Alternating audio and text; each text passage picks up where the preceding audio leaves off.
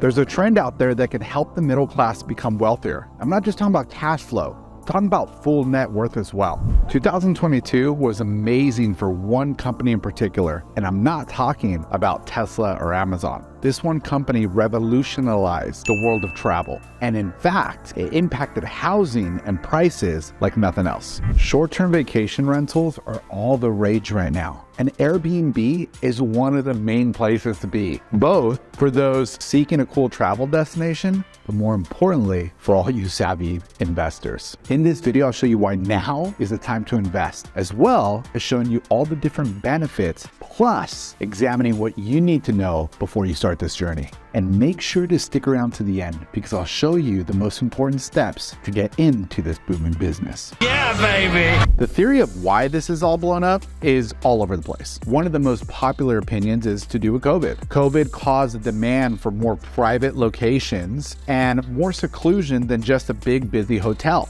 But what this has also opened up is for the everyday person to enter into a world of hosting and income generating that they didn't really have before.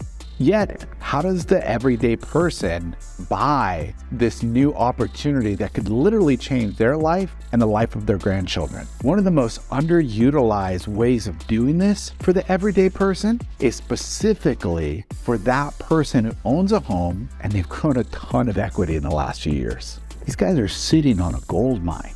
Here's a strategy that that person should consider. Tapping into your equity through a home equity line of credit allows you to become your own bank at better terms than most other financing options. Think about this. A personal loan could give you an interest rate between 7 and 12%, let's say hypothetically. And the term of that can be over 7 to 10 years. Imagine the payment on that. When you look at a HELOC, home equity line of credit is going to have you pay a payment that's interest only. And typically, the interest only is allowed for 10 years and then amortizes after that. But that payment could be substantially small in comparison. And so if you have the right strategy, you can use your equity to fund your new acquisition of the property you're going to use as an Airbnb. And that Airbnb property, if you choose it just right, could provide enough cash flow to cover the new loan of that home, the acquisition with the home equity line of credit, and you can be having your Airbnb tenants now pay for the cost of your purchase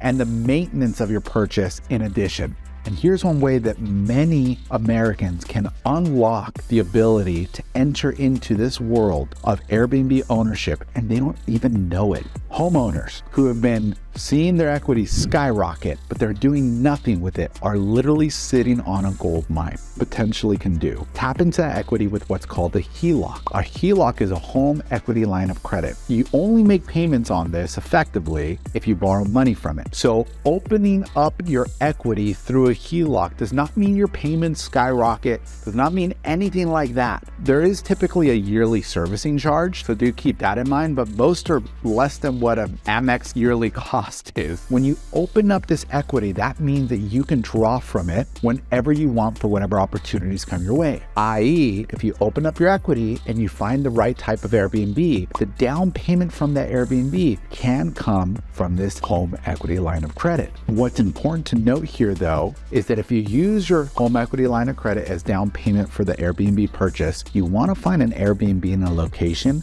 that's going to cover, from a cash flow standpoint, the new loan on that home, the cost of maintenance and management of that home, and your HELOC. If you can find a location that does all that, your Airbnb tenants now pay for the maintenance, the cost of the home, and the first initial acquisition cost of the home. Yet it doesn't stop there. Most people don't know that there's a really important tax loophole that you can take advantage of with an Airbnb in comparison to other investment properties. See, after one of the last tax reforms, if you typically make more than $125,000 a year, you don't get to write off real estate negative income towards your ordinary income. Meaning that previously, 10 years ago, if you wrote off all your deductions on your real estate properties, and let's say you had negative $10,000 of deductions and you made $100,000 of taxable ordinary income, you could take that $10,000 and now make your $100,000 to $90,000. So you wouldn't have to pay $10,000 worth of taxes. Now, if you make over a certain income limit, that doesn't work anymore for you unless you hit this loophole. The loophole